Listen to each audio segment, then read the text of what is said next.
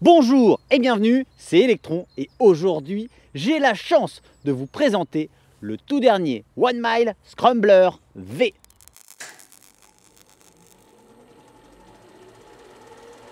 Tout d'abord, ce véhicule est un speed bike. Un speed bike, pour bien comprendre ce que c'est, il faut l'assimiler à la réglementation routière qui concerne les mobylettes et les scooters. Donc c'est un cyclomoteur. Si vous voulez circuler avec ce One Mile, il vous faudra un casque homologué et des gants homologués de moto. Pour le véhicule, quant à lui, il aura une carte grise et une plaque d'immatriculation. Maintenant que vous avez bien compris de quoi il s'agit, ici nous avons le Scrambler modèle V, mais il existe aussi en modèle S. Alors le modèle S, c'est pas celui qui est ici, hein. Je vous l'affiche ici sur l'écran. C'est un modèle qui a, je trouve, un peu plus de gueule encore, qui est disponible en 3 coloris également. Il va y avoir du noir, du blanc et de l'orange. La selle est un peu plus haute et un peu plus longue.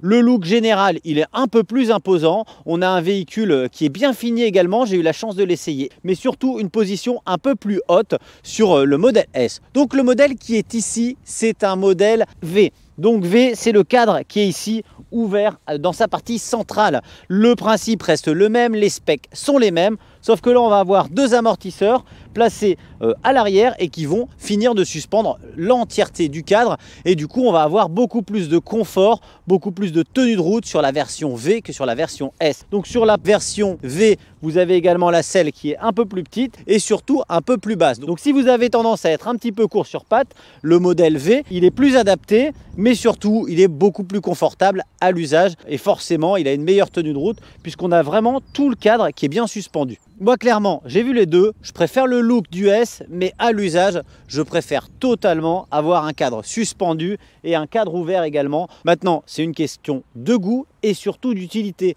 Moi mes routes elles ont tendance à être un petit peu abîmées, parfois je fais du chemin, je fais des chemins de halage et forcément une version suspendue ça me correspond totalement. Donc on revient au modèle qui est ici, il s'agit du One Mile Scrambler V. Il existe en 3 coloris, si vous voulez le voir de toute façon sous la vidéo, comme d'habitude je vais vous mettre un lien où vous pourrez aller voir les deux modèles de chez One Mile et comme ça vous pourrez vous faire une petite appréciation des différents couleurs proposées. Là il est en bleu avec la selle crème et les poignées de guidon crème également, mais vous pouvez l'avoir en full noir et aussi en blanc. Dans les 3 cas, il est vraiment joli, il est très homogène. Moi personnellement, je le trouve vraiment réussi.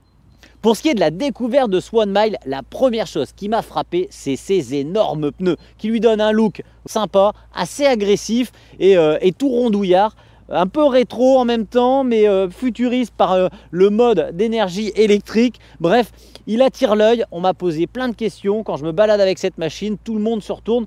Pourtant, a priori, c'est qu'un gros vélo, mais finalement, il a une ADN un peu plus que ça, basé un petit peu avec ce guidon bien courbé dans les courbes des bicross des années 70 américains, et cette assise assez large qui fait penser à la moto. D'ailleurs, en venant, il y a encore une moto qui m'a fait signe, parce que les motards ne savent pas, le phare à l'avant, bien réussi, un peu rétro, avec des LED super puissantes, il éclaire très fort. On ne sait plus trop face à quel véhicule on est en train de se trouver. En tout cas, quand on est assis sur le vélo, on est vraiment bien, on est bien posé. Moi j'ai les bras juste bien tendus. C'est une assise un petit peu chopper, un peu moto, très agréable, qui permet de rouler sans pédaler ou en pédalant. Donc cette position, elle est vraiment très agréable. Moi personnellement, j'ai replacé l'ensemble des câblages qui avaient tendance à baler un petit peu. Je préfère avoir le câblage qui reste bien le long du guidon. Ça fait un peu plus propre et je trouve ça beaucoup plus sobre. On a une bonne visibilité et franchement, on se sent bien. On profite vraiment pleinement du ride. Alors pour l'allumage du One Mile,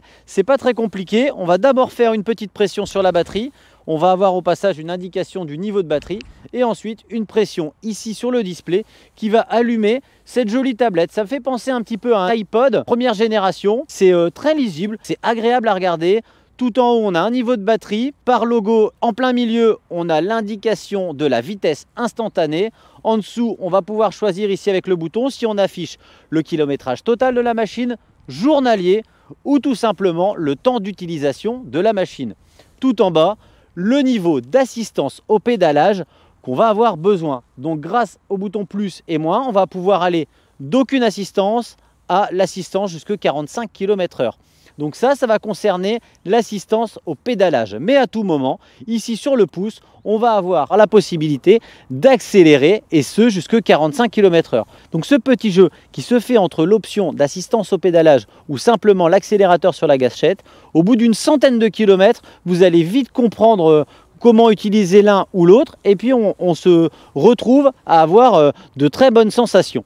Ici donc au niveau du tableau de commande, tout est assez épuré. Je vous disais, on a l'accélérateur ici à droite, on a un klaxon ici à gauche qui fait carrément le taf. Là ici, je vais pouvoir choisir entre le plein phare ou les feux de croisement. Ici, les commandes de frein hydraulique, elles paraissent un peu molles, mais clairement, quand on écrase, on a du très bon frein. Les poignées ergonomiques sont bien réussies. J'aime bien le fait qu'elles ont un rappel de couleur au niveau de la selle. Et puis, elles sont bien positionnées. On a les paumes de main qui sont bien posées.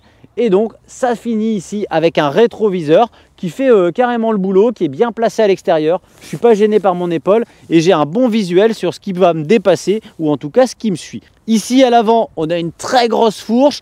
On va pouvoir régler l'écrasement et le rebond. Donc c'est assez complet. La peinture a l'air de très bonne qualité. J'ai failli oublier de vous parler ici donc du dérailleur arrière qui possède 7 vitesses. On va remonter avec le pouce les vitesses ici pour tout simplement remonter la cassette. Et on a une gâchette pour redescendre au niveau de la cassette et pour gagner en dureté au niveau du pédalage. Pour le pédalage, vous allez pouvoir pédaler de 0 à 42-45 km/h. Sur la fin, on mouline un peu, mais dans la globalité, ils ont réussi avec seulement 7 vitesses d'avoir toujours un pédalage qui est assez agréable, très homogène et qui va pouvoir suivre donc, le véhicule de 0 à 45 km/h. Vous pouvez accélérer tout simplement jusque 45, le 1 mile va vous emmener avec une très bonne nervosité, mais vous allez pouvoir aussi jouer à pédaler pour gagner encore en nervosité et clairement ça c'est un jeu qui vient très vite. Au début on se dit qu'on va faire un petit tour en mobilette et puis très vite on se retrouve sur un savant mélange entre la trottinette et le vélo qui est très agréable. La selle qui est pas trop large mais assez large pour être confortable nous empêche pas de pédaler du fait qu'on a une assise un petit peu reposée avec les pieds un peu en avant. On est vraiment à la limite de l'assise mobilette, vélo et quasiment pédalo. On est vraiment bien positionné sur la machine. Ce que je vais faire immédiatement moi, c'est vous envoyer les specs de la machine.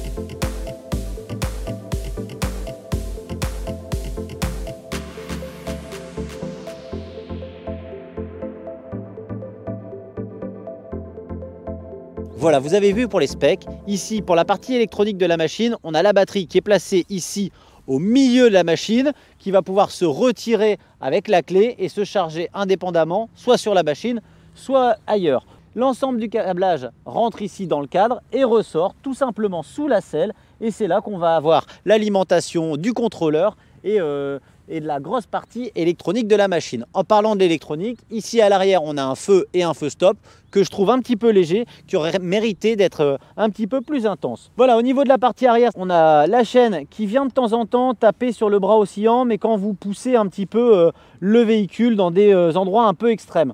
Donc ça méritera d'avoir une petite protection en plastique à ce niveau-là. En parlant de protection, on a des garde-boue qui sont en plastique, mais qui sont très bien fixés, qui ne bougent pas du tout. Il n'y a aucune pièce qui bouge quand vous ridez avec cette machine, même quand vous l'emmenez sur les chemins, ça pose vraiment aucun souci. Voilà, les gros pneus qui sont jolis et qui donnent ce look particulier à cette machine, ils sont aussi très efficaces. Sur route, ils ne sont pas trop bruyants.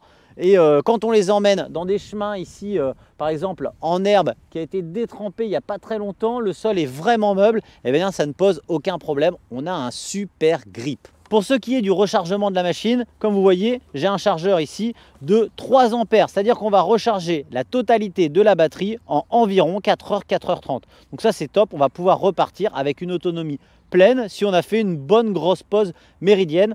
Ça va nous permettre de pouvoir rider et profiter, parce que croyez-moi, j'ai fait quelques tours de roue avec cette machine et je pense que vous allez être plus d'un à craquer. D'ailleurs, si vous avez craqué, si vous en avez un, n'hésitez pas à me mettre en commentaire ce que vous pensez de votre machine, ce que vous pensez de celle-ci, de la présentation. Et puis si vous avez des questions, posez-les. Si elles tombent avant la prochaine vidéo, bien entendu, j'y répondrai. Il y a une petite chose aussi, c'est que le véhicule, mine de rien, le poids est très bien réparti et ça c'est très pratique quand vous avez besoin de le déplacer, de le ranger au fond du garage. Vous pourriez même peut-être l'accrocher derrière un camping-car, ça poserait vraiment pas de souci. Il est vraiment très homogène. On a une béquille latérale qui tient très bien la machine. Il n'y a vraiment aucune raison que le véhicule ne vienne à tomber. J'ai pas encore assez essayé pour vous dire ce que je pense de sa puissance, de son autonomie, du freinage vraiment quand il est poussé à l'extrême. Mais très bientôt sur la chaîne, vous inquiétez pas, je vais tester ça, je vous ferai un retour et je vous dirai mon point de vue roulage sur la machine. Si vous voulez rien rater comme d'habitude, je vous invite à vous abonner et à activer la petite cloche. Comme ça, vous aurez une alerte dès que je sors une prochaine vidéo. En parlant de vidéo, très prochainement, je vais vous faire une vidéo pour vous accompagner dans les démarches administratives pour demander le certificat d'immatriculation d'un véhicule neuf. Je vais aussi certainement peut-être me laisser tenter à faire quelques modifs sur ce One Mile Scrambler V parce que je suis vraiment sous son charme et ça donne envie de le personnaliser un peu à sa guise et de se faire plaisir. Cette vidéo touche à sa fin, merci de l'avoir suivi. Je vous dis à tous à très bientôt et je vous souhaite comme d'habitude de bons rides.